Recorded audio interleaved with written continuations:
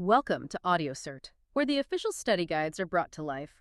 You're joining us for a deep dive into something truly fundamental in our interconnected digital world: the intricate process of investigating incidents and crimes that leave behind digital footprints. We're talking about the EC Council Computer Hacking Forensic Investigator, or CHFI, certification series, and today we're zeroing in on Chapter 3, the computer investigation process. Now, this isn't just a topic for law enforcement or hardcore IT security professionals. In an age where almost every interaction leaves a digital trace, understanding how those traces become critical, actionable evidence is not just for experts. It's really a shortcut to being truly well-informed. We'll unpack the meticulous steps required to navigate this landscape, whether you're dealing with criminal courts, civil disputes, or even sensitive corporate investigations. Indeed. And, the proper handling of digital evidence, right from the moment an incident is even suspected to its potential presentation in court, is absolutely paramount. Think of digital evidence as incredibly fragile. It can be easily altered, corrupted, or destroyed, often without you even realizing it. Without strict adherence to investigative procedures, even the most damning digital truth can be rendered completely useless. So this deep dive will give you a thorough, step-by-step exploration of this process, really setting the stage for understanding how justice or resolution is pursued in our digital realm. Okay, so let's start with the basics then. The term forensics itself sounds ancient, right? Conjuring images of old Roman forums where legal disputes were thrashed out. But computer forensics feels distinctly modern. What exactly are we actually talking about here, and why is that ancient root still so relevant? That's a fantastic place to start. And you're right, the word forensics does derive from that Latin term referring to a forum where legal disputes are settled. Its modern application, especially to computers, refers to an investigative process designed to meticulously gather and examine electronic evidence. The ultimate goal? Well, it's to establish facts that can later be presented as accurate, unassailable testimony and evidence in a court or, some other kind of hearing. What's fascinating and a huge pressure point is that any work an investigator performs may be scrutinized in that very legal setting. Every click, every command, every single decision could be questioned. So it's not just what you find, but how you find it that ultimately decides if that digital truth stands up in court. Wow. That sounds like a monumental task. Knowing every action you take could potentially unravel the entire case. Precisely. And here's where computer forensics truly diverges from, let's say, more traditional forensic sciences. While a physical crime scene might still yield fingerprints or DNA from a device, the keyboard, the mouse, a computer forensic technician employs specialized methods, techniques, and tools specifically to acquire data stored on electronic devices. We're talking hard disks, USB flash drives, memory cards, even cloud storage these days. Once that data is acquired, the technician meticulously examines it to identify which files, folders, or pieces of information are useful as evidence. And this is a really delicate balancing act because the data must not be modified during acquisition or examination. Even accidentally changing a last access timestamp can raise serious questions. And equally vital, all actions and results have to be thoroughly documented, meticulously documented. This is why following established procedures isn't just good practice. It's basically the law in this context. And while it's commonly used in criminal cases, this field also extends powerfully into civil disputes and, as we'll explore, corporate investigations where internal policies might have been violated. That makes perfect sense. It's about finding the digital truth without accidentally changing it, because that could just undermine the entire investigation. But what kind of computer crimes are we typically investigating that would require this level of digital detective work? It feels like computers are involved in practically everything these days. You're absolutely on point there. Computers are so deeply ingrained in our lives, both personally and professionally, that they become an incredibly rich source of evidence in almost any type of crime. Just imagine a homicide investigation. A suspect might have meticulously documented their plans in a digital diary or maybe even on a blog. The computer here isn't the direct target of the crime, but it's a crucial repository of evidence. Okay, so it's a tool or a storage medium. Exactly. Or consider allegations of bullying via email. A quick forensic review of messages could pretty quickly establish innocence or guilt. These aren't always cybercrimes in the classic sense, like hacking, but they critically use computers as a tool or a storage area for evidence. Gotcha. Beyond those, there's a specific category of cybercrimes that inherently demand computer forensic examination.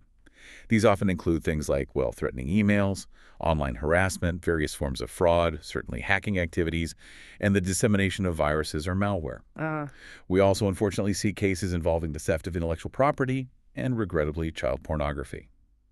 In many of these situations, the digital format is often the only evidence available. Think about illegal images existing only on a hard disk or intruder activity leaving traces exclusively in system logs. The ultimate goal is always twofold: bring culprits to justice, and then critically use the findings to secure existing systems against future attacks. right, learn from it. Okay, here's where it gets really interesting for me. How does a computer investigation actually begin? It can't just be someone saw something odd, right? There must be a more formal trigger than just a casual observation. You're hitting on a fundamental distinction. For an investigation to actually commence, two essential elements must be present. First, a crime being committed, and second, someone noticing and reporting it. To give a simple example, downloading pornography involving adults isn't illegal in most places. But if those images depict minors, well, then a crime has occurred. Even so, without someone noticing and reporting it to the authorities, an investigation simply won't happen. The crime, in essence, remains invisible to the justice system. So the reporting part is just as critical as the crime itself. Absolutely. And this brings us to the crucial role of the complainant. This is the individual who notifies authorities of the potential criminal activity. They provide vital initial information, which can be incredibly specific. Perhaps they saw a threatening email on a coworker's screen, or maybe while repairing a computer, they stumbled upon illegal files in a particular directory. Ah, okay. Their detailed statements can significantly quicken the investigation, often by pointing directly to where digital evidence might be stored. Furthermore, the complainant's statements can be instrumental in acquiring search warrants, which we'll definitely dig into, and can even form the basis for their testimony in court later on. Their role as the catalyst is truly vital. Okay. And when we talk about the computer itself in these crimes, what roles does it usually play? Generally, it plays one of two primary roles. It can be the target of a crime, meaning it's the victim. Think of a hacked server, for instance. Right. Or it can be used to commit a crime, functioning as the perpetrator's tool, like a computer used to launch a phishing attack or send harassing emails. Now, who you contact depends on the situation. For individuals or small businesses, the police are generally the first point of contact. In larger companies, however, a complainant might first report an issue to their supervisor or the information technology, the IT department.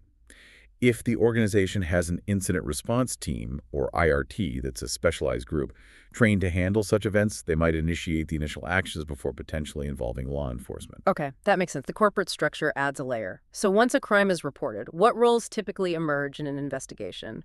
It sounds like a complex process that would require a coordinated team effort, not just one person trying to figure it all out. It absolutely is a team effort, usually. And understanding the distinct responsibilities within that team is crucial for things to run smoothly. We typically see three major roles emerge in a computer investigation: the first responder, the investigator, and the crime scene technician. Now, it's important to note that in some situations, maybe especially internal corporate investigations, one person might actually perform multiple roles. They might wear several hats, so to speak. Right. However, knowing what's expected from each distinct role is vital for a successful outcome, regardless of who's doing it. Okay, let's break them down then. Who is the first responder? The first responder is the initial person on the scene who has the specific knowledge and skill to deal with the incident. Now, this isn't just someone who notices an issue like, say, a janitor spotting a strange message on a server screen. No. It's typically an officer, security personnel, IT staff, or a designated incident response team member. Their primary duties are critical right at the outset. First, identifying the scope of the crime scene, figuring out what systems are affected, and where potential evidence might exist. This could range from a single laptop to a network spanning several buildings. Wow, okay. Big range. Huge range. Second, they secure the perimeter, cordoning off the area and treating everything within it as potential evidence until it can be specifically excluded. They also meticulously document anyone who is present at the scene. And what are the critical don'ts for a first responder? I imagine not touching things is pretty high on that list, especially the computer. Absolutely, the don'ts are paramount. The first responder must not touch anything unnecessarily. This preserves traditional physical evidence like DNA or fingerprints on the device itself. But more importantly for digital forensics, they must not attempt to do anything on the computer. Any interaction, Even a seemingly innocent mouse click could alter, damage, or destroy data, severely compromising the investigation from the get-go. Okay, hands off the keyboard. Definitely hands off. The third key duty is preserving volatile evidence. This refers to data that's lost when power is removed. Think information currently displayed on a monitor screen or data held in temporary memory like RAM. For example, if a computer containing crucial evidence has unsaved information displayed and the power suddenly goes out, poof, that data is gone forever. The first responder absolutely must photograph the screen or meticulously document exactly what was displayed to create a record before that happens. Got it. So photograph first, secure the area, don't touch. What about the investigator role? Right. Next, we have the investigator. This person is typically a member of law enforcement or the organization's incident response team, and they're responsible for leading the entire investigation. The first responder briefs them thoroughly upon arrival, including any accidental touches or alterations that might have occurred, intentionally or not. The investigator's key duties include establishing a clear chain of command and making crucial decisions about the direction of the investigation. They are also responsible for meticulous evidence management. This means documenting precisely who handled or possessed each piece of evidence and implementing strict sign-in, sign-out procedures for any transfers of custody. We'll talk more about that chain of custody later. Okay. The investigator maintains scene control, establishing and modifying the crime scene boundaries as needed, directing the crime scene technicians, and importantly, remaining on scene until all evidence is properly collected and secured. And the crime scene technician, they're the ones doing the actual digital digging. That's a good way to put it. The crime scene technician, these individuals are specially trained in computer forensics. They have the necessary knowledge, skills, and crucially, the tools to properly process a digital crime scene. Their primary role is to meticulously preserve evidence and acquire data. This includes tasks like acquiring data from system memory, that volatile stuff, making those bitstream images of hard disks before potentially shutting systems down, and ensuring proper, safe system shutdowns for transport if the machine needs to be moved. For physical evidence, like the computer itself or maybe USB drives, they seal each item in a dedicated evidence bag. These are usually tamper-evident bags. They then tag each bag with identifying information. Think evidence number, case number, date and time collected, and the custodian's name or badge number.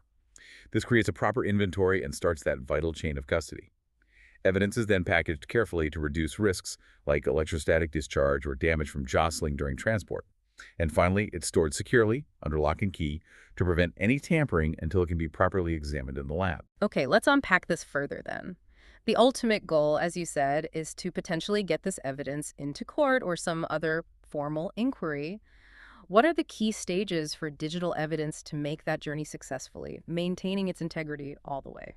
Right. The primary purpose of computer forensics, as we've established, boils down to the collection, examination, preservation, and presentation of digital evidence. This entire journey starts right there at the crime scene and potentially culminates in court or other types of inquiries like military tribunals or internal disciplinary hearings. And the stakes are incredibly high. Inadequate handling at any stage, collection, storage, examination can cause the evidence to be questioned and potentially deemed inadmissible by a judge. If that happens, it's completely useless, no matter how incriminating it might seem. So every step matters. Every single step. The first phase is collection. This involves identifying what evidence is present and where it's located. For example, if a server room was broken into and permissions were changed on a specific server, that room and that server are clearly where you'd focus your initial collection efforts. Critically, the crime scene itself must be secured immediately to prevent any alteration or contamination of potential evidence. Think about trying to collect fingerprints. If people were constantly touching surfaces after an incident, it would completely distort any findings. Same principle applies digitally. Once identified and secured, the next step in collection is determining how to recover the evidence. This might involve viewing system log files, or more often, using specialized forensic software like EnCase or FTK Imager. You absolutely need to know the computer's operating system and the types of storage media involved to select the right tools for the job. All right, you can't use a Windows tool on a Mac necessarily. Exactly. And beyond the digital data itself, it's vital to document the physical setup. Just as we discussed photographing volatile data on a screen, investigators must photograph how the equipment is set up front, back, and all the cable connections. This is crucial for accurate reassembly later and potentially for returning the equipment. And don't forget backup media. Collecting any tapes, external drives, or other backups can sometimes reveal that an incident actually began much earlier than initially thought. Or it can prevent someone from accidentally restoring an infected system over clean data later. So there's a specific methodology for all of this. It's definitely not just a free-for-all search for clues like you sometimes see in movies. Absolutely not a free-for-all. That's Hollywood. While the specific steps might vary slightly depending on the situation, common practices and a consistent methodology are always followed. A computer forensic investigation can generally be broken down into three basic sequential stages: acquisition, authentication, and analysis. Think of it as AAA. Okay, AAA acquisition first. What does that involve? Acquisition is the process of actually gathering the information and evidence. It focuses specifically on the data stored on the seized computer or storage media.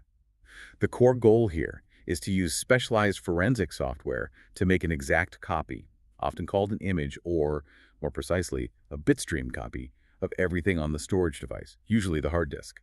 This image is what the forensic technician will actually work from during the analysis phase, leaving the original device completely unaltered. This is absolutely fundamental to maintaining the integrity of the original evidence. Okay, so you make a perfect copy and work on that. What's authentication? The next stage, authentication, is absolutely vital. It's the process of verifying and guaranteeing that the acquired data, that image file we just talked about, is an exact duplicate of the original data seized. Think about it. If the acquired data were corrupted during the copy or somehow modified or had missing components, it wouldn't just hinder your examination. It could render all the evidence completely inadmissible in court. Right, defense lawyers would have a field day. They absolutely would. That's why forensic software typically includes built-in features for integrity checks, often using mathematical algorithms called hashes, like MD5 or SHA-1, SHA-256, to ensure a perfect, verifiable match between the original and the image. Okay, so acquire the data, authenticate the copy, then comes analysis. Correct. Finally, we have analysis. This is the process of actually examining and evaluating the information that's been extracted from the authenticated image. And here's the critical rule again. You never modify files on either the original device or the authenticated image during analysis. Even simply opening a JPEG image in a standard viewer could change its last access timestamp, potentially destroying crucial timeline information. Wow, even opening it. Even opening it with the wrong tool. Therefore, it is paramount to use appropriate forensic analysis tools that explicitly won't modify the data, often by mounting the image in a read-only mode. And always, always perform the analysis on the image, protecting the pristine original evidence. One of the biggest concerns throughout this seems to be data integrity, making sure nothing changes. How do investigators ensure that the evidence they find hasn't been compromised, either intentionally or accidentally, throughout this entire potentially lengthy process? That's a core challenge, absolutely. And it requires a really comprehensive approach to securing the evidence from start to finish. Preservation of data means actively protecting the data and the physical equipment from any kind of harm, keeping the original evidence in a state as close as possible to how it was when it was initially acquired or seized. If data gets lost, altered, or damaged, well, it might as well not exist for legal purposes. Worse, the credibility of how the evidence was collected can be called into serious question, potentially making other pieces of perfectly good evidence inadmissible by association. Right, it casts doubt on everything. Exactly. This need for continuous security extends throughout the entire life cycle of the investigation, right from the moment a crime is first suspected, all the way through investigation, trial, and even post-trial appeals. This necessitates setting clear retention dates for all evidence, often in consultation with legal counsel, to know how long things need to be securely kept. And as we discussed earlier regarding the first responder, securing the crime scene itself means not only establishing its physical scale, but actively preventing any unauthorized access. This includes maintaining a detailed log of absolutely anyone entering the secured area, noting their name, the time in and out, and the purpose of their visit. Anyone who enters could potentially be a suspect or a witness later on. Okay, and you mentioned volatile evidence preservation earlier. Can we circle back to that? That seems really tricky. It is tricky but crucial. Preserving volatile evidence is a critical element of securing evidence right at the scene. This refers to data held in temporary storage locations, RAM, various system caches, network connection tables, data that simply disappears the moment the power is cut. Right, gone in a flash. Pretty much. The key is understanding the order of volatility, essentially. Which data is the most fleeting and will disappear first. Think of it like this. Your CPU's registers and cache are like a whisper that vanishes almost instantly if power fluctuates. Data in RAM lasts a bit longer, but still disappears quickly. Data on your hard drive, however, is much more persistent, like something etched in stone, relatively speaking. Knowing this hierarchy tells investigators what they absolutely need to capture first, because even a brief power flicker could erase crucial, time-sensitive evidence in the blink of an eye. That's a very specific hierarchy to keep in mind. So the most fragile data needs to be captured first. What are the challenges and techniques for doing that, given that, as you said, collecting volatile data inherently changes the system's state? That's the inherent paradox, isn't it? The very act of collecting volatile data does change the system's state, at least minimally. You're running commands, accessing memory. However, the alternative is losing that potentially vital evidence entirely. So it's a calculated trade-off. Techniques involve things like capturing lists of running processes, checking the current network status and connections, and performing what's called a RAM dump, or memory acquisition, essentially copying the entire contents of RAM to a file. Okay. Investigators often use specialized, minimally invasive command line tools for this. On Windows, things like netstat can quickly show live network connections. On Linux, tools like DD might be used to grab a memory snapshot. Critically, though, these tools are always run from a special forensic CD or USB drive that the investigator brings with them. They boot the system from this external media or run tools from it, specifically to avoid altering the suspect system's hard disk in any way. Ah, okay. So you run the tools from your own clean source. What about non-volatile data, like on the hard drive? Right, for non-volatile data, the stuff that persists after power loss, like data on hard disks, the procedure depends on whether the system is on or off when the investigator arrives. If a system is powered on, it's often advisable, especially if you suspect malicious activity, to create that bitstream image of the hard disk before powering it down. Why before? Because sophisticated criminals sometimes booby-trap their systems to automatically erase data upon shutdown or startup. Doing the imaging live, while the system is running using specialized tools, can bypass these traps. Clever and risky. Very. Now, if the system is already off when you arrive, the golden rule is clear. Do not start it up. Don't hit that power button.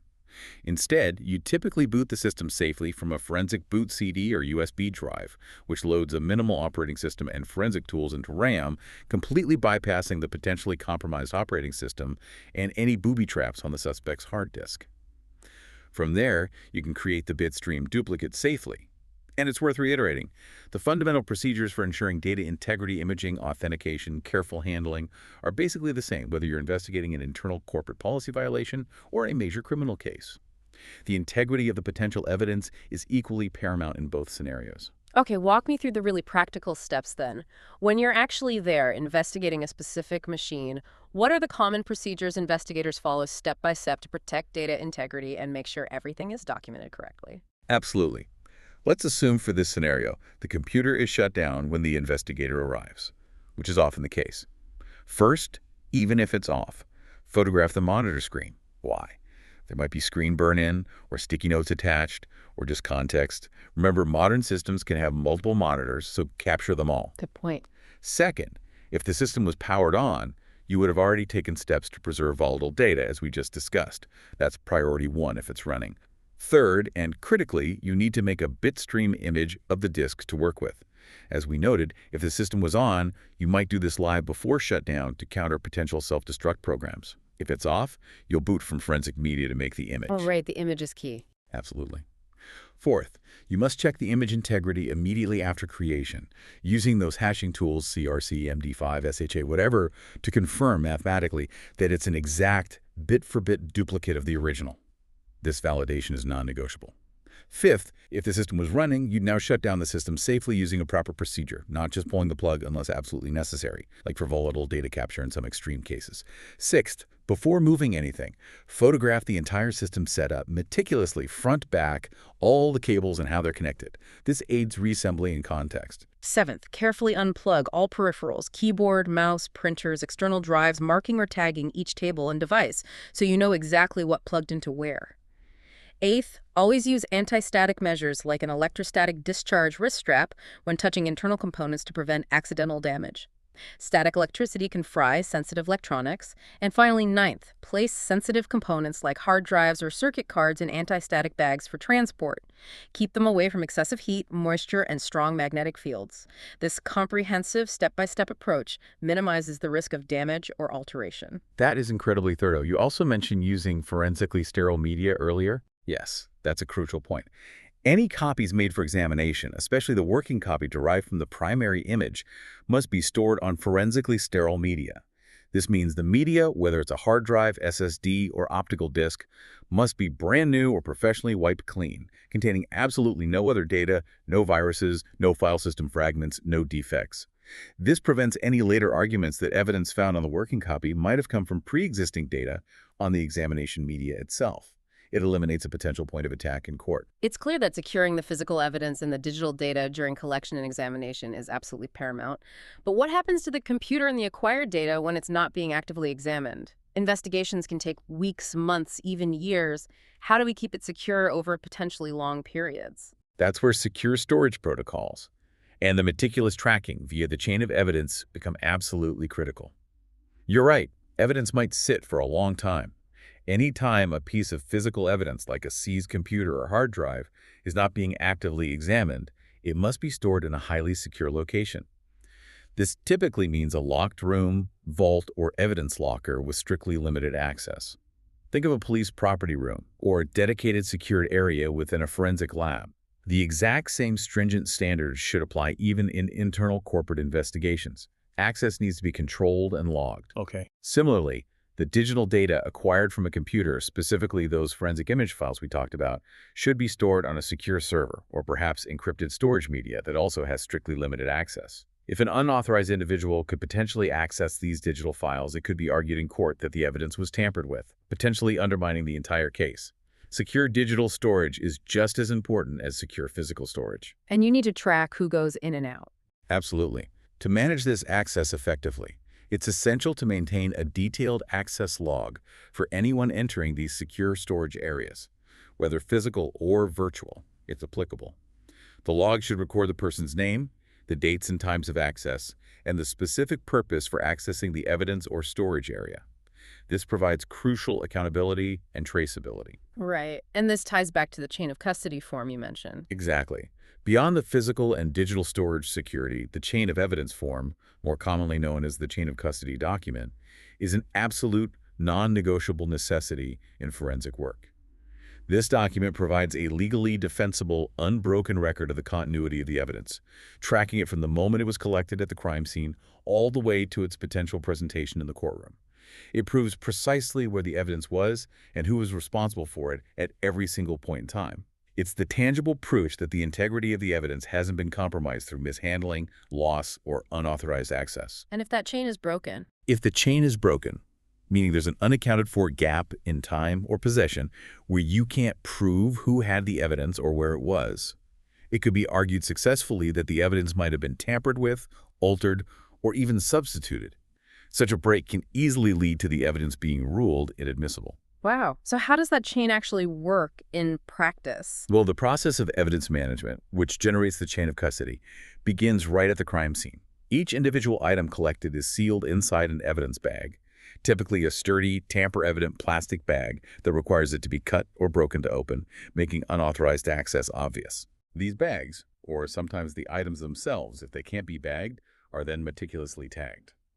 The tag contains critical identifying information: a unique evidence number, the case number it relates to, the exact date and time of collection, and the name or badge number of the person who collected it, the custodian.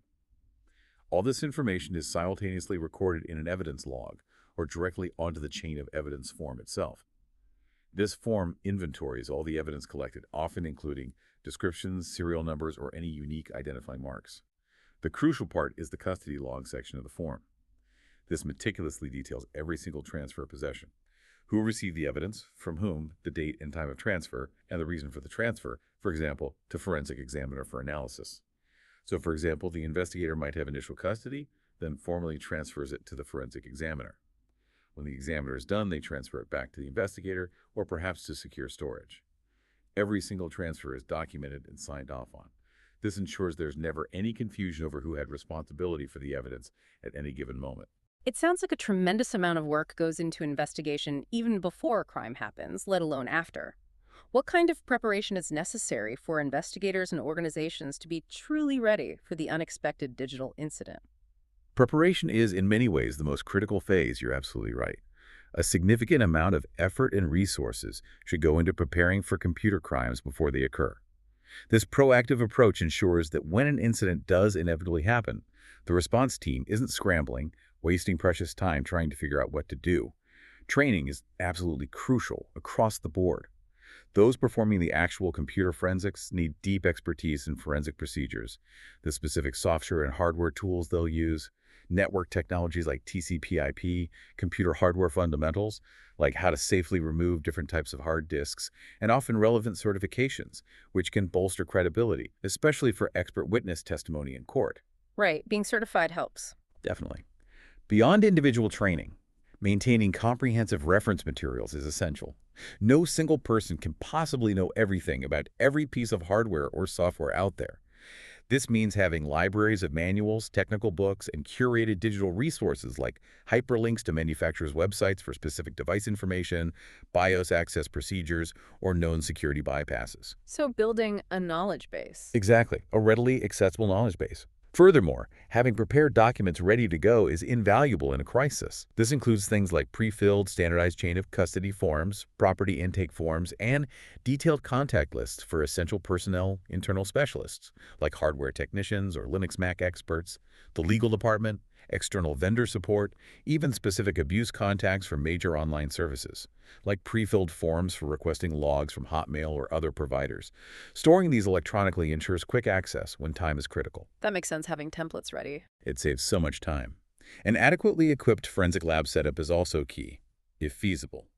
This means having adequate physical space, secure servers or other media for storing large forensic image files, and those secure lock facilities for storing seized computers we discussed. The lab, or at least the response team, also needs a well-stocked field kit containing essential equipment for on-site investigations. Think essentials like rugged laptops loaded with forensic software, hardware write blockers like FastBlock or Tableau devices, various adapters for different hard disk types, bootable forensic CDS USBs loaded with tools that don't modify suspect data, digital cameras, plenty of evidence bags, tags, labels, pens, notepads, even masking tape, basically. Everything needed to secure a scene, collect evidence, and document everything without contaminating or altering the original evidence. Beyond all the technical prep, what about the human element? How important are things like interviews and those legal documents, search warrants specifically, in setting the stage before you even touch a computer? The human element is absolutely critical, both for gathering initial information and for ensuring you have the proper legal authorization to proceed. Interviewing the complainant, any witnesses, and sometimes even the potential suspect, though that requires careful legal consideration, provides a wealth of initial information. They might know who had access to systems, what they observed, relevant usernames or passwords, and other context. Recording names, contact information, and detailed statements is vital. These initial statements often lay the groundwork for obtaining search warrants and can be crucial for later testimony. Right, getting the story straight first. Exactly. And speaking of legal authorization, search warrants are often a foundational legal requirement, particularly in criminal investigations involving private property. A search warrant is a specific legal document issued by a judge or magistrate that permits law enforcement officers to search a particular location for specific types of evidence related to a crime and to seize that evidence if found. To obtain a warrant, law enforcement must present a sworn statement, usually called an affidavit, establishing probable cause. This means showing reasonable grounds, based on credible information, to suspect that evidence of a crime will be found at the location to be searched. The affidavit must also precisely identify the location and the property or items to be searched for and potentially seized. This entire process, particularly in the U.S. under the Fourth Amendment to the Constitution, is designed to protect individuals' rights against unreasonable searches and seizures by the government. Without probable cause, a judge should deny the warrant request. Okay. And even when a warrant is issued, there are limits, right? Absolutely. Even when issued, search warrants have strict limitations. They're typically time-sensitive, usually valid for only a specific number of days, like 3 or 10 days. After that, the warrant expires.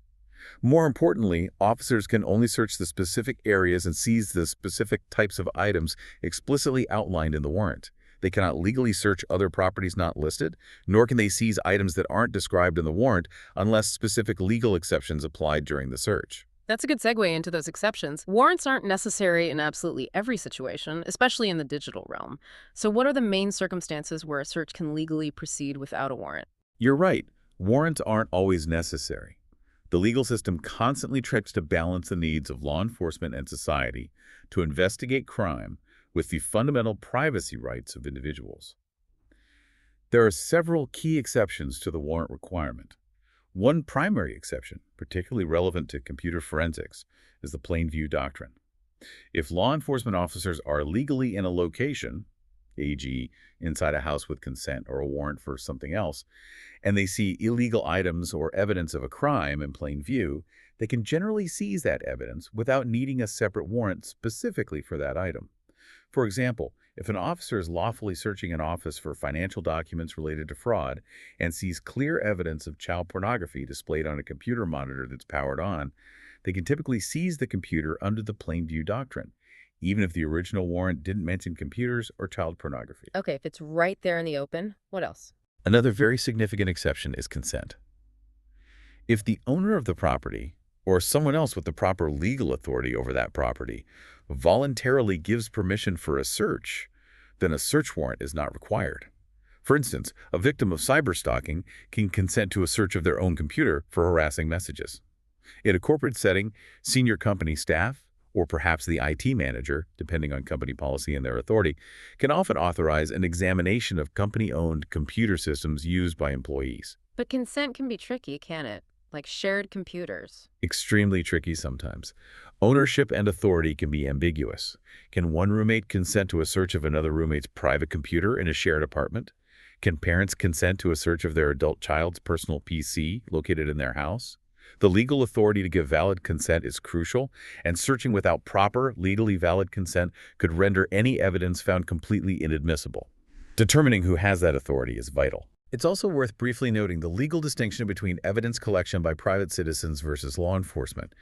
Those constitutional protections against illegal search and seizure, like the Fourth Amendment warrant requirement, primarily apply to actions taken by government agents, police, FBI, etc. Evidence collected entirely by private citizens before they involve law enforcement is often less vulnerable to being excluded based on how it was obtained, though other evidence rules still apply. However, even if collected privately, those private citizens must still follow proper forensic procedures, like imaging, chain of custody, if they want that evidence to be usable and credible later on, especially if it gets handed over to law enforcement. Bad handling can destroy evidence regardless of who does it. That's a really important distinction. So when preparing for searches, especially if you don't have a warrant and are relying on consent or maybe company policy, what's a practical checklist investigators should run through? Good question. A practical checklist is essential. Key things to confirm before searching without a warrant include: first, ownership. Does the company or the complainant legally own the computer or system in question? This is fundamental for establishing consent authority in a corporate setting. Second, legitimate reason. Is there a clear, documented, legitimate reason for conducting the search, like investigating a specific policy violation or security incident? Searching without a valid reason could expose the company to civil litigation like invasion of privacy claims. Third, employee warnings. Have employees been clearly warned, usually through company policies like an AUP that they signed, that their use of company machines may be monitored and that the machines are subject to search? Such prior warnings significantly limit an employee's expectation of privacy and legal recourse if evidence is found. And if a warrant is ultimately required, maybe because consent isn't clear or the situation escalates, writing a clear, detailed, and factual statement, that affidavit we mentioned, from the complainant or key witnesses is crucial. This statement needs to provide the judge with all the necessary information, laid out logically, to evaluate the probable cause for the warrant request. No speculation, just facts. It's clear that the investigation itself can be incredibly sensitive, often dealing with personal, confidential, or even potentially offensive information found on computers. What about the human behavior of the investigator themselves? How do they maintain professional conduct throughout such potentially challenging work? That's an excellent and often overlooked point. Maintaining professional conduct at all times is absolutely non-negotiable for anyone involved in forensic investigation. First and foremost, you have to remember that as an investigator, you are acting as a representative of your organization, whether it's a police department, a federal agency, or a private company. Your personal ethics and behavior directly reflect on the integrity of the investigation and the organization itself. Right, you're the face of the investigation. Exactly. This includes maintaining a delicate balance of morality and objectivity. If potentially offensive or disturbing materials are found, like hate speech, pornography, etc., showing personal interest, making judgmental comments, or cracking jokes about it is highly unprofessional and can seriously undermine the findings if mentioned in court. You must approach everything with clinical objectivity, focusing solely on the forensic tasks at hand. Another key aspect is maintaining professional detachment. While compassion for victims of a crime is certainly important on a human level, investigators must remain professionally disconnected from the emotional or psychological stress factors inherent in many cases. Showing strong negative emotions, like anger towards a suspect based on the evidence, can be perceived as judgmental and could compromise objectivity in the eyes of a jury or judge. The focus must remain squarely on the methodical work, not on personal feelings or vendettas. That sounds difficult, but necessary. It can be, absolutely. Confidentiality is equally critical. All information related to a case must be kept strictly private and restricted only to those individuals with a direct operational need to know. This means not discussing case details casually, even with colleagues not assigned to the case, and certainly not with friends or family. Loose lips can sink ships, as they say, and in this context, they can compromise investigations. To help enforce this, organizations often employ formal document classification systems. For example, top secret, secret, confidential for internal use only, restricted, unclassified for public release, to clearly define who is authorized to access specific types of information based on their role and clearance level. Okay. And finally, if an incident becomes public knowledge, investigators usually need to work closely with designated public relations or media representatives. They should limit any public comments strictly to information that has been officially approved for release, avoiding speculation or revealing sensitive investigative details. Corporate investigations often have a slightly different feel than purely criminal ones, even if the forensic procedures themselves should be similar. What really sets them apart, and why are company policies, like an acceptable use policy, so incredibly important in this specific context? You're right, there are definitely distinct differences in context and often initial handling, even though the forensic rigor ideally remains the same. Corporate investigations are frequently handled internally, at least initially, perhaps by the IT security staff or a dedicated incident response team, IRT. Police involvement might come later or not at all, depending entirely on the nature of the incident and what's discovered. A key distinction is that many, perhaps even most, corporate computer investigations are initiated due to suspected policy violations, not necessarily criminal acts. Think of it like a company dress code. Violating it isn't a crime punishable by law, but it can certainly lead to internal disciplinary action, ranging from a formal reprimand all the way up to termination of employment. So it's about enforcing company rules. Primarily, yes. However, and this is crucial, even when investigating what seems like a simple policy breach, following proper forensic procedures is still essential. Why?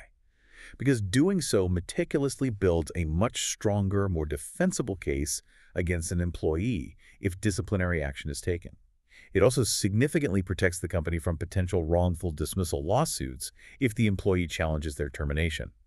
Solid forensic evidence is hard to argue against. That makes sense, CYA for the company. Exactly. Furthermore, what starts as a seemingly minor policy violation can quickly escalate into a serious criminal investigation. For example, an employee caught merely viewing questionable websites might initially seem like just a policy breach.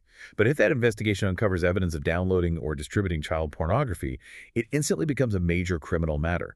Therefore, all internal investigation actions must be conducted under the assumption that the findings could eventually end up in a criminal trial, meaning every step would be intensely scrutinized. You have to treat it seriously from the start. Right, always assume it could go to court. Always. What's also fascinating and increasingly relevant is that policy violations requiring investigation can extend beyond company-owned machines or networks. Employee actions on their personal blogs, social media accounts like Facebook, Twitter, etc., or online forums can sometimes violate corporate policies, especially if they mention the workplace negatively, disclose confidential information, or harass coworkers online. There have been legal cases about this, like cyberbullying between colleagues spilling over from personal accounts. Wow, so personal online activity can trigger a corporate investigation. If it impacts the workplace, yes. These kinds of policy violations often contribute to creating hostile working environments involving things like intimidation, harassment, or inappropriate sexual remarks made online but directed at colleagues. If corporate-issued devices like laptops or smartphones are used in such activities, they definitely warrant forensic examination. And then there's the extreme end, industrial espionage. This is a devastating policy violation and is a serious criminal act involving employees stealing trade secrets, intellectual property, or client lists to sell to competitors or start their own rival company. This requires swift, decisive action and thorough forensic investigation. So these policies aren't just bureaucratic rules, then. They're actually critical tools for managing risk, setting clear expectations, and providing grounds for investigation. How do companies actually develop and enforce these policies effectively so they hold up? That's a crucial distinction to make in practice. We need to differentiate between a policy and a procedure. A policy typically addresses broad concerns and identifies potential risks, for instance. A policy might state the company's stance against unauthorized access to its systems. A procedure, on the other hand, provides the specific, detailed, step-by-step instructions on how to actually perform certain tasks or deal with specific problems outlined in the policies. For example, a procedure would detail exactly how to sign a visitor according to the security policy. Both are vital. Policy sets the what and why. Procedure sets the how. Okay, policy is the rule, procedures the steps. Generally, yes. When developing these policies and procedures, there are several essential features they must have to be effective and legally sound. They must be straightforward, using clear, simple, easily understandable language to avoid confusion or disputes over interpretation. Legalese should be minimized. They must clearly define actions, outlining the specific steps required for tasks, and just as importantly, the clear consequences for violating the policy. Ambiguity is the enemy here. Critically, they cannot violate any applicable law. A company policy that contradicts federal, state, or local law is unenforceable and can expose the company to liability. And perhaps most importantly, they must be enforceable in practice. This means the policies are consistently and fairly applied to everyone. Inconsistent enforcement renders policies effectively worthless, and any disciplinary actions based on them can be easily disputed and potentially overturned. Right, you have to actually follow through. How do you make sure employees know about them? Good point. You need proof that employees are aware of and have agreed to comply with these policies. Common methods for employee acknowledgement include having employees sign physical copies during onboarding, using a single blanket acknowledgement form upon hiring that references where policies are posted, like the company intranet, or emailing policies out periodically and requiring employees to send back a confirmation response. Some method must be in place and documented. Okay. What are the key policies related to computer use? A cornerstone policy in this area is the Acceptable Use Policy, often called the AUP. This policy establishes clear guidelines for the appropriate and inappropriate use of company technology resources, computers, networks, internet access, email, etc.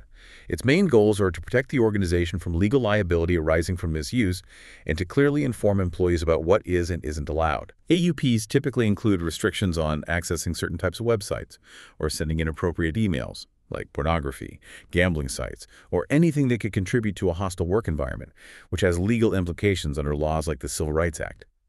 They often also address other online activities, discouraging excessive personal use that distracts from work, like stock tickers, streaming media, online games, and usually restrict unauthorized software installation. Rules around information dissemination are also common. How classified or confidential data can be transmitted, who needs to approve website content, restrictions on printing sensitive materials, and rules about media releases. Got it. What about when things go wrong? Is there a policy for that? Yes, absolutely. Complementing the AUP is the Incident Response Policy. This critical policy outlines exactly how specific types of security incidents, things like unauthorized access attempts, denial of service, DDoS attacks, virus or malware outbreaks, major system failures, are to be handled from detection to resolution. It typically identifies the members of the official Incident Response Team, IRT, and specifies clear notification protocols, who calls whom, when, under what circumstances. It should also specify when law enforcement should be contacted. The policy assigns clear responsibilities for various tasks during an incident: who leads the investigation, who's responsible for fixing the technical issue, who handles restoring systems. It also defines user responsibilities, which usually include immediately notifying their supervisor or the IRT, vacating the affected area if necessary, leaving the technology completely untouched, and documenting any observations they make. Right. Don't try to fix it yourself. Please don't. And crucially, a good incident response policy always includes a contingency plan component. This ensures that essential business functions can continue operating even while an incident is being investigated and remediated. Example, having backup equipment ready to bring online if a critical server has to be taken offline for forensic imaging. Okay, AUP, Incident Response Policy. What about those banners you sometimes see when logging in? Ah, yes, warning banners. These are actually a surprisingly powerful yet simple tool in the corporate policy arsenal. Warning banners are brief messages displayed to users at key system access points, typically right before they log into a computer or network, or maybe on the default page of the company intranet or website. Their primary purpose is to serve as a clear legal notice, informing users about the organization's policies regarding system use, monitoring, and potential penalties for misuse. By requiring the user to click OK or acknowledge the banner before proceeding, they effectively dissolve potential excuses of ignorance. I didn't know I wasn't allowed to do that. And, in many legal interpretations, imply the user's consent to monitoring as outlined in the banner and associated policies. So clicking OK is like a mini agreement. Essentially, yes. The banner content should clearly state things like, the system is for authorized use only, expectations of privacy or lack thereof, i.e. usage may be monitored, and potential penalties for violating policies. Implementing them is often quite simple. On Windows systems, for instance, they can usually be set up via the registry editor using the legal notice caption and legal notice text values, so they appear before the user even gets to the login prompt. From an exam perspective, and a practical legal one, having these warning banners in place is often considered an important prerequisite for conducting searches of company equipment without needing explicit consent or a warrant in many situations, and it significantly limits an employee's legal recourse if they are found to have violated policy after clicking through such a banner. So putting this all together then, there seems to be a recognized systematic process for actually conducting a computer forensic investigation once an incident is suspected or detected. It definitely can't just be winging it, especially, as you said, in a fast-paced business environment where systems often need to stay online as much as possible. Absolutely not winging it. You've hit on a critical point there. The often hectic nature of these investigations, especially in environments like e-commerce or critical infrastructure, where taking systems down for lengthy forensic examination can incur massive operational costs or risks. In such high-pressure instances, having clear, predefined procedures is even more vital than usual. Adhering strictly to these established procedures is crucial, not only to meet the investigative goals effectively, but also to prevent the incident from escalating further, and importantly, to prepare for potential legal challenges or court proceedings down the line. There is indeed a standard, widely accepted framework for this process, typically broken down into 6 key steps or phases: preparation, detection, containment, eradication, recovery, and follow-up. 6 steps. Okay, let's break down each of these. What does the first step, preparation, really entail in this context? It sounds like it's all about being ready before anything even happens. Yep. Exactly. 1. Preparation is entirely focused on proactive threat management and readiness. It encompasses all the safeguards, policies, procedures, training, and tools that an organization puts in place before any specific incident occurs. Without solid preparation, valuable time is lost scrambling to react during a crisis, often leading to mistakes. A key part of preparation is training. This isn't just advanced forensic training for the investigators, but also awareness training for general management and end users, teaching them how to identify potential problems, who to report them to, and what not to do. Right, everyone has a role. Everyone plays a part. Then there's the communications plan, which should be a core part of the overall incident response policy we discussed. This plan needs to include up-to-date contact information for everyone who might need to be involved: the IRT members, IT staff, key vendors, legal counsel, senior management, PR media contacts. It can also include protocols for automated alerts, usable systems monitoring disk space, critical errors, power loss. Documentation is also major here. ensuring that all relevant policies and procedures are readily available, perhaps via secure network files, the company intranet, and crucially, in printouts kept in secure locations, just in case electronic versions become unavailable during an incident, like a network outage. Good backup plan. It's essential. Also under preparation, copies of critical system passwords and encrypted keys should ideally be documented, sealed, for example, in a tamper-evident envelope, and stored securely in a locked container or safe, accessible only by authorized personnel in emergencies. Regular data backups are non-negotiable, and having well-documented, tested recovery procedures is essential not only for business continuity, but also potentially for reviewing historical data as part of an investigation. Logging should be activated appropriately on critical systems, network devices, and security software to provide audit trails that can help detect incidents later. And finally, establishing baselines recording what constitutes normal system behavior, like typical network traffic patterns, average CPU memory usage, makes it much easier to detect anomalies that might indicate an incident when you compare current activity against that known baseline. Okay, that's a lot of prep work. Once you're prepared, how do you actually confirm if an anomaly, like maybe a user reporting suddenly deleted files or strange system behavior, is a real incident or just, a glitch or user error? What's involved in the detection phase? That brings us to the second step, 2, detection. This phase is all about verifying whether a reported anomaly or a suspicious event detected by monitoring systems is indeed a real security incident requiring a formal response. As you said, a user reporting deleted files could be evidence of a hack or malware, but it could also just be simple user error. Detection involves a careful, methodical examination, often leveraging the safeguards and auditing controls that were ideally set up during the preparation phase. This means regularly checking system logs, firewall logs, IDS/APS alerts, antivirus logs, and other relevant audit trails for corroborating evidence or suspicious patterns. So looking at the data trails. Exactly. Software tools play a big role here too. Antivirus software helps detect known malware, and intrusion detection systems, IDS, or intrusion prevention systems, IPS, are designed to spot signs of security violations, policy breaches, network attacks, or unauthorized account changes. Maintaining a manual logbook during this phase can also be highly beneficial. Recording dates, times, specific observations, system names involved, exact error messages seen, actions taken during investigation, and the names of people involved helps to correlate information and potentially reveal patterns that isolated log entries might miss. Okay. What's the most critical action once you confirm an incident? The single most crucial action once an incident is confirmed is typically to create a forensic image of the affected system as soon as practically possible. Why so urgent? Because this preserves the state of the system at that moment, capturing potential evidence before it can be modified or deleted, either intentionally by an attacker trying to cover their tracks, accidentally by automated system processes, or even inadvertently by further investigation steps. Getting that initial snapshot is paramount. After detection, it's all about stopping the bleeding, right? Preventing the problem from spreading further and causing more damage. That sounds like the containment step. Exactly right. 3. Containment is focused squarely on limiting the scope, extent, and potential significance of the incident. The goal is to prevent it from spreading to other systems and to minimize further damage or data loss.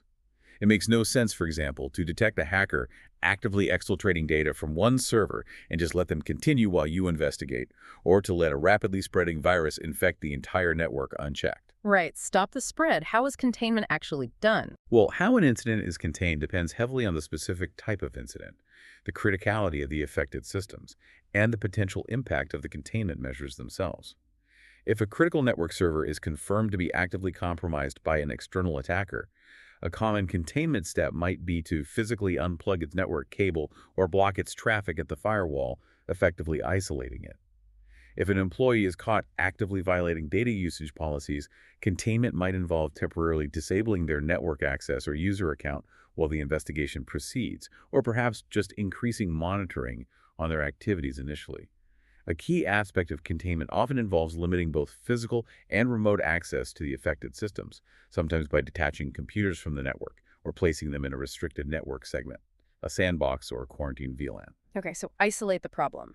And then once the spread is stopped, how do you actually get rid of the problem permanently? That must be eradication. Correct. Step 4 is 4, eradication. This phase is all about removing the actual source or cause of the threat from the affected systems to prevent it from recurring. Containment just stops the bleeding. Eradication removes the cause of the wound. Eradication aims to leave the system in a more secure state than it was before the incident, or at least back to a known good state. The specific methods used for eradication vary widely depending on the incident. It might involve running specialized antivirus or anti-malware software to remove malicious code, applying necessary security patches to fix vulnerabilities that were exploited, implementing stronger access controls, or, in cases involving human actors violating policy or law, it could involve disciplinary actions like retraining, formal warnings or termination, or even pursuing criminal charges. The appropriate method depends entirely on the nature and root cause of the incident identified during the investigation. Once the cause is actually removed, it's about getting things back to normal, right? Restoring everything to its proper pre-incident state. That sounds like recovery. You've got it. Step 5 is 5, recovery. This is the phase where the focus shifts to restoring affected data, software, and systems back to their normal operational pre-incident state as efficiently and safely as possible. This involves verifying that no permanent damage was done during the incident or the remediation process, and critically, checking carefully to ensure no remnants of the attack remain hidden. For example, dormant malicious code set to trigger later, or backdoors left by an attacker. Right? Make sure it's really gone. Absolutely. Recovery methods can include things like reconfiguring systems that were altered, validating the integrity of critical data, potentially reinstalling operating systems or applications from known good sources, and often restoring data from clean backups taken prior to the incident. It's important to note, however, that when restoring from backups, any legitimate work or data changes that occurred between the time the backup was taken and the time the incident occurred might be lost. That's a trade-off that sometimes has to be made. Finally, what's the last step in this 6-step cycle? It seems like it should involve looking back and learning from the whole experience. That's precisely right. The final, and arguably one of the most important steps for long-term improvement, is 6. Follow-up. This phase involves conducting a thorough post-incident review of all the previous phases, from preparation through recovery, to identify lessons learned and potential improvements in the organization's overall incident handling procedures and security posture. This comprehensive analysis should cover questions like, how effective was our preparation? Did the communication plan work smoothly? Were the investigation steps followed correctly and efficiently? How quickly and accurately was the incident detected? Were the containment and eradication measures effective? Did we have the right tools and expertise available? So a post-mortem analysis. Exactly, a post-mortem or lessons learned session. The follow-up phase also typically includes a vital cost analysis. This involves trying to determine the total financial impact of the incident, factoring in things like system downtime, lost productivity, personnel hours spent on response and recovery, potential data loss or corruption costs, hardware replacement costs, legal fees, reputational damage, etc. This cost information is crucial for justifying future security budget requests, potentially making insurance claims, and demonstrating the value of preventative security measures to management. Ultimately, the follow-up phase is all about ensuring the organization learns from the incident and becomes better prepared to handle the next one. Now let's get into the real nitty-gritty of handling the actual evidence itself. We've talked about the broader 6-step process, but when you have a piece of hardware in front of you or a system you need to examine, what's the first step in actually processing it for forensic analysis? Okay, this is where the detailed, hands-on forensic work really begins. The actual processing of potential digital evidence typically involves a structured, 4-part set of procedures: assessment, acquisition, examination, and documentation. These often overlap slightly with the broader incident response steps, but it focuses specifically on the evidence itself. The very first step here is evidence assessment. This is the critical initial evaluation of the specific case issues and the nature of the digital evidence being sought. It involves meticulously reviewing any legal authorization you have, like a search warrant or consent form, thoroughly understanding the details of the case as known so far, identifying the specific hardware and software involved, and clearly defining what type of evidence you're actually looking for. The goal is to determine the most appropriate and efficient course of action before you start acquiring or analyzing data. So planning the attack, so to speak. Precisely. Planning the forensic attack. This often starts with a formal case assessment. The forensic examiner or crime scene technician needs to review the written request they receive for forensic services. This request should ideally link the evidence to a specific case number, provide suspect information if known, clarify machine ownership, note who might have accessed the machine previously, and specify the exact services requested. For example, recover deleted emails, find evidence of hacking tools. Reviewing the existing chain of evidence documentation is also crucial at this stage, especially if the evidence has already been seized and handled by others before reaching the examiner. Crucially, the examiner needs to have a frank and detailed discussion with the lead investigator. What can and cannot realistically be done forensically? What might be discovered? Are other types of traditional forensics needed, like fingerprints or DNA from the keyboard? Are there likely non-computer sources of digital evidence? Digital cameras, cell phones, paper files, ISP logs. Is evidence needed from other related systems? This discussion helps narrow the search. Getting details like the suspect's name, known email addresses or online aliases, user account info, and even an assessment of their likely computer skills, are they sophisticated enough to use encryption or set booby traps, can significantly guide the examination process. Okay. What else goes into assessment? Another key part is processing location assessment. While digital evidence is usually examined in a controlled forensic lab environment, sometimes it's necessary or more practical to process it, at least partially, at the crime scene itself. Think of investigating a public internet kiosk, a computer seized at an active homicide scene, or maybe a large server that's impractical to move. Factors influencing this decision include the estimated time required, the potential impact on an ongoing business if the system is taken offline, the feasibility of physically removing the hard drive, for a G, from a complex server, and even potential environmental hazards at the scene. Biological hazards might require protective gear even when handling electronics. Right, safety first. You also mentioned legal considerations again. Yes. Revisiting the specific legal considerations during the assessment phase is critical. This means being aware of applicable federal, state, and local laws that govern search, seizure, and privacy related to digital evidence. For instance, in the U.S., the Privacy Protection Act, PPA, provides certain protections for journalists and publishers who might possess criminal evidence but aren't suspects themselves. It's often treated as a civil matter requiring subpoenas rather than search warrants in some cases. The Electronic Communications Privacy Act, ECPA, provides privacy protections for ISP customer records and communications, setting rules for how law enforcement can obtain that data, often requiring different levels of legal process for different types of data. And then, as we touched on, there's the U.S. Patriot Act, enacted after 9/11. This act brought significant changes relevant to digital investigations. It expanded the government's ability to use tools like wiretaps for investigating computer fraud and abuse, allowed access to stored voicemail with a standard search warrant, previously more complex, broadened subpoena power for obtaining certain ISP records like credit card numbers, IP addresses, and session times durations, allowed easier access to cable company subscriber data, permitted ISPs to disclose customer communications in emergency situations, expanded the use of PIN registers and trap-and-trace devices for internet traffic, allowed law enforcement greater latitude in monitoring trespassers on computer systems, enabled nationwide execution of warrants for emails, increased penalties for damaging protected computers, and importantly, clarified the required mens rea or mental state for prosecuting certain computer crimes. Understanding how these laws impact the specific case is paramount during assessment. Wow, the Patriot Act really changed things. So, what's the final step in this assessment phase? The final step in evidence assessment focuses back on the evidence itself, specifically planning the collection strategy. You should always prioritize collection based on the stability and volatility of the evidence. As we discussed, the most volatile evidence, like RAM, must be collected first before it disappears. All intended actions and the rationale behind them should be documented before proceeding in notes, diagrams, maybe using forensic software planning features. You also need to consider transport implications. Different types of digital evidence have different vulnerabilities. PDAs, cell phones, laptops are often best transported whole, perhaps turned off after volatile data capture, and placed in evidence bags. Internal components like circuit boards or individual hard drives must be placed in anti-static bags.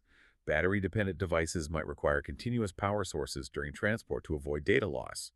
And all evidence must ultimately be transported to and stored in a secure facility, free from potential hazards like extreme temperatures, moisture, vibration, and especially electromagnetic interference, EMI, or strong magnetic fields which could damage data. So, once we've thoroughly assessed the situation, know what we're looking for, and have the legal basis, how do we actually get the data from the suspect's computer or storage device without ruining it, maintaining that perfect, unadulterated state we keep talking about? That brings us squarely into the second major phase, acquisition. The core goal here, as we've established, is to obtain an exact duplicate copy of the digital information from the original source medium, the evidence media, without altering or damaging that original source in any way. This is where precision and adherence to strict methodology are absolutely critical. The first practical step during acquisition itself is, again, documentation. You need to meticulously record serial numbers, asset tags, make, model, and any other identifying information from the computer and its components, especially the storage devices. This documentation is crucial later to prove that the evidence you analyzed actually came from the specific computer seized. You should also review and confirm any hardware and software configuration details noted when the machine was initially seized. Okay, document everything first. What if the hard drive is already out? If you're dealing with a hard disk that has already been properly removed from the computer, perhaps by the technician at the scene, the acquisition task is often significantly easier. You would typically attach this evidence drive to a dedicated forensic workstation, usually through a hardware write blocker, and then use forensic imaging software on the workstation to create the bitstream copy. Makes sense. But what if you have the whole computer? Right. Often you're dealing with an entire intact computer system. In such cases, you might need to carefully disassemble the system to access the hard drive. As always, strict precautions against static discharge, using an anti-static wristband and mat, and avoiding strong magnetic fields are critical during disassembly. Once the case is open, before physically removing any storage devices, you should again document how they are installed and configured, perhaps supplementing notes with photographs. Then, carefully disconnect power and data cables from the drives. Be sure to note the drive's make, model, storage capacity, physical jumper settings, if any, mostly on older PATA drives, and the type of drive interface, SATA, PATA, and VME, etc. Okay. You mentioned controlled boots earlier, too. Yes, sometimes controlled boots are necessary, primarily to capture volatile information stored in the system's CMOS BIOS settings before making any changes. With the storage drive still physically disconnected, you might boot the system briefly, often into the BIOS setup utility directly, to view and document settings like the system date and time, any configured power on passwords, and the boot device sequence. It's crucial to document these original settings before making any changes. You might then need to change the boot sequence temporarily, for example, to boot from a forensic floppy CD ROM-OSB to perform the acquisition. Before doing that, you should test your forensic boot disk on a known good machine to ensure it works correctly. After documenting the BIOS, you might reconnect the storage drives for a subsequent boot, using the forensic media, to allow the system to detect the drives and document their configuration parameters, like LBA or CHS geometry or auto-detect settings, as seen by the BIOS, which can sometimes be important. So ideally you remove the drive, but sometimes you can't. Exactly. Physically removing the hard drive and connecting it to a controlled forensic workstation via a write blocker is generally the preferred method, because it offers the most control and minimizes interaction with the suspect system's potentially compromised environment. But sometimes you must leave the storage device installed in the suspect machine for acquisition. This is often the case with laptops, where drive removal can be complex and risky.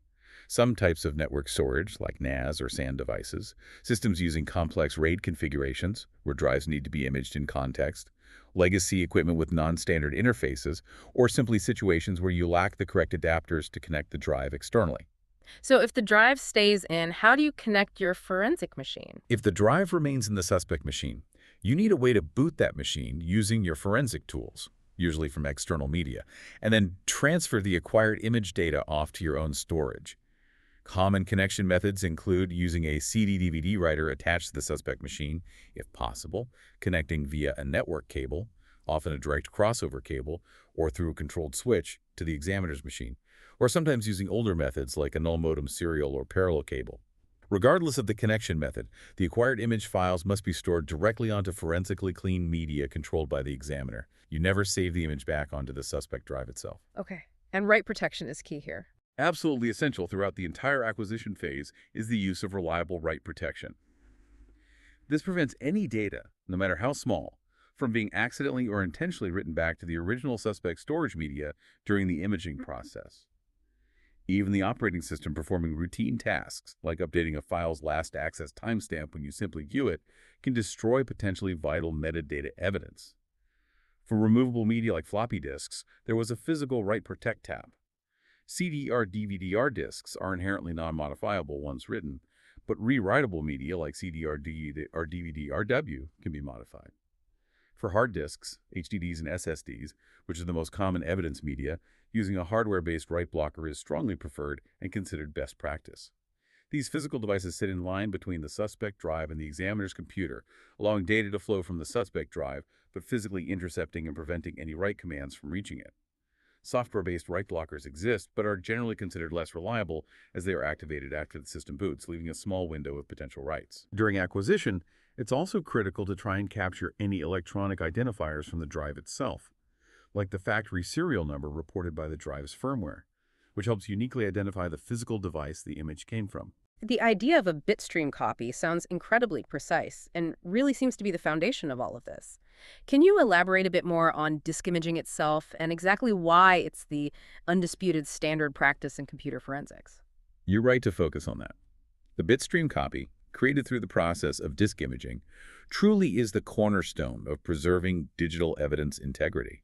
It's the standard practice precisely because it captures the data in the most complete and unaltered way possible, providing a foundation for verifiable analysis. When we talk about acquisition in forensics, the gold standard is creating this bitstream copy. Think of it, as you suggested, like an identical digital twin of the original storage device. It's designed to capture every single piece of data present on the physical media, including, crucially, the stuff that's normally invisible to the operating system. Invisible stuff, like what? Now, this is where the critical difference between forensic disk imaging and standard file backups comes in. While a typical backup program usually copies only the active, currently allocated files and folders that the operating system knows about, forensic imaging copies everything. This includes not just the active files, but also what we call ambient data, things like hidden files, system files, temporary files, corrupted file fragments, data residing in the slack space at the end of file clusters, and most importantly, data from deleted files that hasn't yet been physically overwritten on the disk. Standard backup programs completely miss all this potentially crucial residual data, making them unsuitable for forensic purposes. Oh, okay, so it gets the ghosts of old files too. Exactly. A bitstream image, sometimes called a physical image or sector-by-sector copy, records every single data bit from the original storage device, from sector 0 all the way to the very last sector, creating an exact binary duplicate. Mathematical hashing algorithms like cyclic redundancy checks, CRC, or more commonly SHA-1 or SHA-256, are then computed on both the original drive, if possible without altering it, and the resulting image file. If the hash values match perfectly, it provides strong mathematical validation that the copy is an exact mirror image of the original source at the time of acquisition. Once this validated image is created, the original evidence device is typically secured, often sealed in an anti-static bag, and logged into evidence storage. And all subsequent examination and analysis is performed only on the validated copy or copies made from that primary copy. How is the image actually made? The process of disk imaging makes this exact sector-by-sector copy, preserving not just the data content but also the physical structure of the disk, including partition tables, boot sectors, and the relative location of data fragments. This is fundamentally different from merely copying files using the operating system, which rearranges data and loses ambient information. The resulting bitstream copy is then often stored, sometimes compressed, within one or more forensic image files. Common formats include encased to E01, access data AD1, or raw DD.img files. These image files are logically and physically identical representations of the original source media. There are several common methods for creating these duplicates. The preferred method is often removing the source HDD SSD and connecting it via a hardware write blocker to a dedicated forensic workstation running imaging software. Alternatively, you might attach another forensically sterile hard drive directly to the forensic workstation to store the image. There are also dedicated standalone hardware imaging devices, like those from Deeves, Logicube, or Tableau, that can image drives without needing a full computer. These are often faster and ideal for field work, but can be costly. Lastly, imaging can sometimes be done over a network connection, though this is often slower and requires careful setup to ensure integrity and avoid contaminating the suspect's system.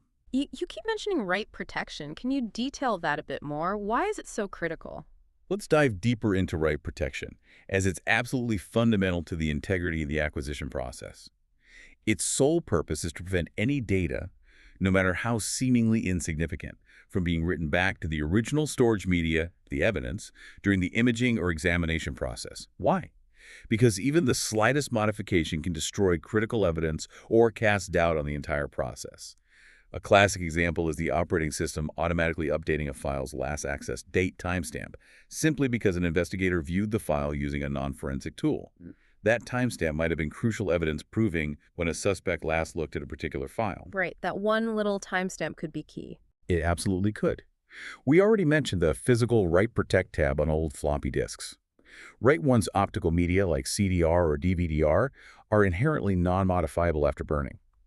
But rewritable optical media like CDRW or DVD-RW are modifiable and generally unsuitable for storing primary evidence copies without precautions. For hard disks and SSDs, which are the main focus, reliable hardware-based write blockers are strongly recommended and considered the industry best practice. These physical devices, as mentioned, sit in line between the suspect drive and the examiner's computer. They allow all read commands to pass through freely, but they physically intercept and block any write commands sent by the operating system or software, preventing them from ever reaching the original evidence drive. They provide a very high level of assurance. Okay, hardware blockers are the way to go. What about timestamps? You mentioned that access times can change. Yes, retaining original data and particularly file timestamps, like modified, accessed, created times, and MAMP times, is often critical evidence in investigations. These timestamps can help establish timelines of activity, show when files were downloaded or viewed, or prove user interaction. However, timestamps can be tricky. The system clock's settings on the suspect computer, including the correct time zone or even deliberate incorrect settings by the suspect, directly affect the timestamps recorded. Discrepancies between the system clock and actual time can complicate analysis. That's why it's crucial for the investigator to accurately document the system time and date settings as found on the suspect machine, ideally by photographing the BIOS screen or the time displayed by the OS before shutting it down or making any changes. And as we stressed, opening a file with a standard application will often change its last accessed timestamp. If viewing a file's content is necessary before imaging, which is rare and generally discouraged, the investigator should first try to photograph the screen showing the file's properties, including original timestamps, before opening it. If a timestamp is unavoidably altered, the investigator must be prepared to meticulously document exactly what happened and testify that only that specific piece of metadata was altered by their necessary actions, not the file's content, and that all substantive analysis was performed on the validated, unaltered image afterward. Once we have that perfect, validated, write-protected image, what's next? How do forensic examiners actually sift through potentially terabytes of data to find the smoking gun, especially when criminals actively try to hide their tracks? This is where the real detective work happens, in the evidence examination phase. This phase occurs only after a validated forensic image has been successfully acquired, and importantly, all examination work is performed on the image, or a working copy of the image, never on the original evidence device itself.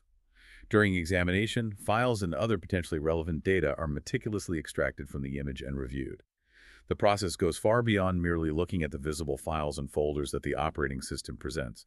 It delves deep into the unseen areas, searching through file fragments, attempting to recover corrupted data, undeleting files, and analyzing data hidden in slack space or unallocated portions of the disk. Okay. How is data actually pulled out? There are generally two main levels or approaches to data extraction during examination. First, there's logical extraction. This method focuses on identifying and recovering files and data based on the structure defined by the operating system and the file systems present on the disk, like NTFS, FAT32, HFS, plus XT4. It allows the examiner to systematically find data located in active files, currently allocated and visible files, deleted files, files marked for deletion but potentially still recoverable, file slack space, that unused space between the end of a logical file and the end of the last physical disk cluster allocated to it, and unallocated space, portions of the disk that are not currently part of any active partition or file, but often contain remnants of previously deleted files or data. Typical actions during logical extraction include extracting detailed file system information, like partition structures, directory listings, file names, file sizes, attributes, and those crucial timestamps. Identifying and extracting potentially relevant files based on various criteria, name, extension, file header footer signatures, content. Attempting to access or decrypt encrypted or password-protected data, carving out data found specifically within file slack or unallocated space, attempting to recover deleted files using file system metadata, and employing techniques for data reduction, like filtering out known system files or duplicates. Okay, that's based on the file system. What's the other level? The second level is physical extraction. This method takes a lower-level approach, identifying and potentially recovering files or raw data across the entire physical hard drive surface, largely irrespective of the logical file system structure. It's like scanning the raw bits on the disk platters. Key techniques used in physical extraction include keyword searching, where the examiner searches the entire physical disk image for specific words, phrases, numbers, email addresses, or other data strings that might be relevant to the case. This can find data fragments even if the original file is deleted or corrupted. Another powerful technique is file carving, where specialized utilities attempt to recover complete files or fragments by scanning the raw data stream for known file headers, like JFF for JPEGs, and footers, essentially piecing files back together based on their structure, even if the file system pointers are gone. This is particularly useful for recovering deleted photos, documents, or other files from unallocated space or damaged file systems. Examination of the partition table itself and analysis of unused sectors are also part of physical extraction. Once all that data is extracted, logically or physically, what happens then? Once potentially relevant data has been extracted using these methods, the real analysis begins. This is where the forensic examiner applies their expertise to determine the relevance, significance, and context of the extracted information. They often need to sift through vast amounts of data to find the truly pertinent pieces for the lead investigator. Several types of analysis are crucial here. Time frame analysis. This involves meticulously examining file timestamps, modified, accessed, created, entry modified, system logs, browser history records, email headers, and other time-sensitive artifacts to reconstruct a sequence of events. When were specific files downloaded, viewed, modified, or deleted? This helps establish timelines, potentially link specific user accounts to activities during relevant time periods, and corroborate or refute suspect alibis. Okay, figuring out the when, what about hiding data? That leads to data hiding analysis. This focuses specifically on looking for data that suspects may have intentionally tried to conceal, going beyond simple deletion. This isn't just about finding encrypted files, which conceals content. It also includes techniques like steganography, which conceals the very existence of hidden data, perhaps within an image or audio file, or other technical methods. Simpler data hiding methods investigators look for include files hidden using the standard hidden attribute, easily done via commands like attrib plus h in Windows DOS, or using dot prefixes in Unix Linux. Data simply hiding in plain view, for example, renaming a sensitive document to something innocuous like drivers.dll and placing it in a common system directory hoping it won't be noticed. Data left to the recycle bin or trash, often overlooked by less technical criminals who think emptying it securely deletes files. And examining special hidden areas on the hard disk, like the host protected area, HPA, or device configuration overlay, DCO, which are sometimes used by manufacturers for utilities, but can also be exploited by sophisticated users to store illicit data invisibly to the normal operating system. Wow, HPA, never heard of that. What other analysis types? Then there's application and file analysis. This involves identifying the specific programs installed on the system and understanding how they were used. It includes recognizing common file types by their extensions or internal signatures, associating specific files with the software that created or modified them, and looking for patterns in file naming conventions that might indicate relevance. For example, secret plans v3 final.docs, illegal image set 01.zip. Reviewing artifacts like temporary internet files, browser cache and history, email stores, and chat logs is crucial here to correlate file activity with user actions. Ultimately, examining the actual contents of relevant files is often necessary. And figuring out who did it. Exactly. That falls under ownership and possession analysis. This type of analysis aims to determine who created, modified, accessed, or possessed specific files or data on the system. It tries to link a file or piece of data back to a specific user account and, by extension, potentially to a specific person's actions. For example, finding incriminating files within a specific user's profile directory, combined with timestamps indicating recent access while that user was logged in, can help prove the person had knowledge of the files even if they later deny it. Looking at file properties in operating systems like Windows can often show the registered owner or the user account that last saved the file. This analysis helps answer the critical who question. That's an incredible amount of detail to extract and make sense of.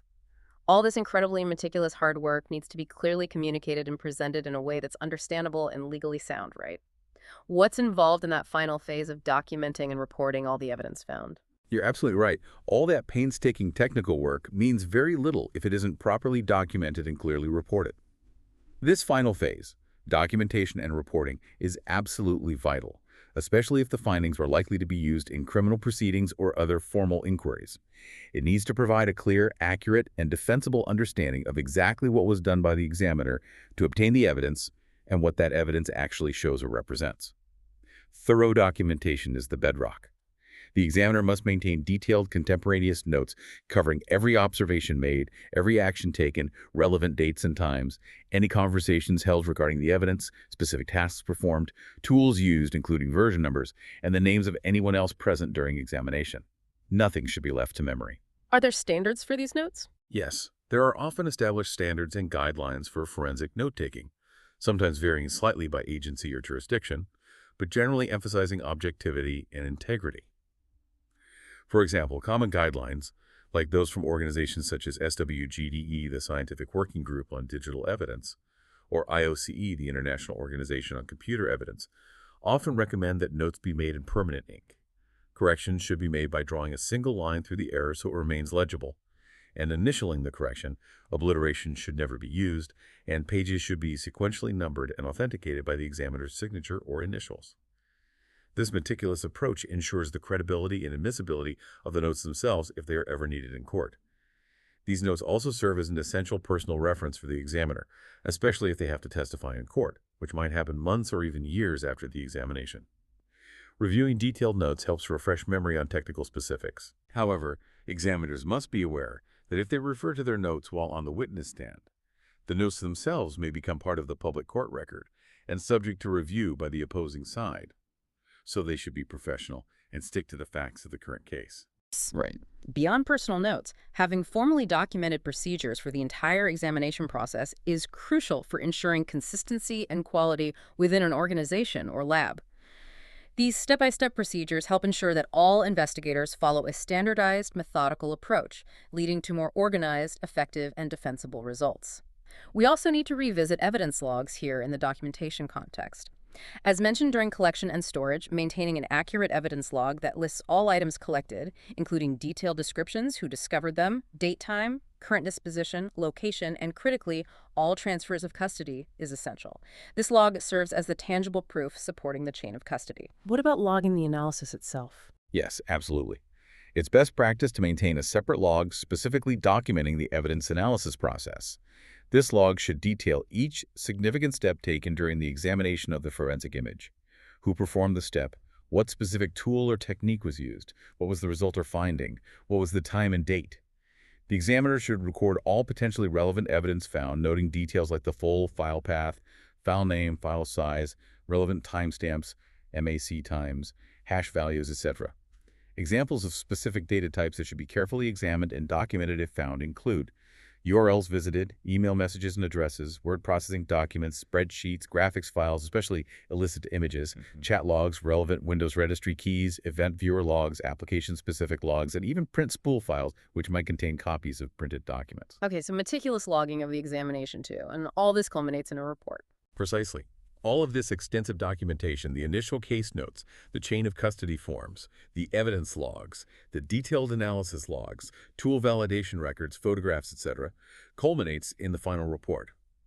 This comprehensive formal report is compiled by the forensic examiner and typically outlines all the actions taken throughout the forensic process, summarizes the key findings derived from the examination of the suspect's machine or data, and often includes printouts or excerpts of the most pertinent data discovered, e.g. relevant chat logs, incriminating emails, thumbnails of illicit images along with their metadata. The exact content and format of the final report will be specific to the requirements of the case and the requesting agency or client, but clarity, accuracy, objectivity, and traceability back to the documented actions and evidence are paramount. So if we try to connect all of this back to the bigger picture for you, hopefully you now have a much more comprehensive understanding of the entire computer investigation process. We've really seen that computer forensics isn't just about, finding hidden files in a computer. It's about a truly rigorous, almost scientific approach encompassing the collection, examination, preservation, and ultimately the presentation of digital evidence. Yeah, it's definitely way more structured than I initially thought. It has to be. We recapped the three crucial roles often involved. The first responder, who secures the scene and grabs that critical volatile evidence. The investigator, who leads the overall effort, manages the case, and establishes the chain of command. And the crime scene technician, or forensic examiner, who meticulously processes the scene and the digital evidence itself. We emphasize their distinct responsibilities and how vital their coordinated teamwork is to ensure that, no digital stone is left unturned, or maybe no bit is left unexamined. We also reinforce that core three-stage methodology: Acquisition, where that exact bitstream copy of the data is made. Authentication, ensuring that copy is a perfect, verifiable duplicate of the original. And analysis, where that authenticated image is carefully examined using forensic tools without altering it. Each of those steps is absolutely critical for maintaining data integrity because, as we've learned repeatedly, one tiny slip-up, one altered timestamp, could potentially invalidate an entire investigation in court. The AAA framework, got it. Exactly.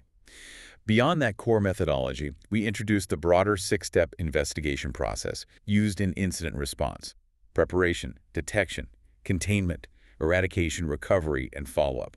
This provides a holistic framework for managing an incident, from proactive measures all the way through to the vital step of learning from the incident to improve future responses. Right, the full life cycle. We stress the absolutely non-negotiable importance of maintaining the chain of custody, using effective right protection during acquisition, and performing thorough documentation throughout every single phase. These really are the foundational pillars that ensure evidence integrity and admissibility in almost any legal or formal setting. Neglecting any of these can have severe consequences for a case. Yeah, those seem like the absolute must-dos. They really are. We also briefly touched upon the complex web of legal considerations, including the general necessity of search warrants, which must be based on probable cause, and their specific exceptions like plain view or valid consent. We also noted the significant impacts that legislation like the U.S. Patriot Act has had on the government's ability to monitor communications and seize digital property during investigations, dramatically changing the landscape for obtaining certain types of digital evidence. Understanding these evolving legal boundaries is paramount for investigators. And we recall the foundational role that internal policies like acceptable use policies, AUPs, and incident response policies, along with tools like warning banners, play specifically in corporate investigations. These help set clear expectations for employees, provide legal grounds for monitoring an investigation, and protect the organization.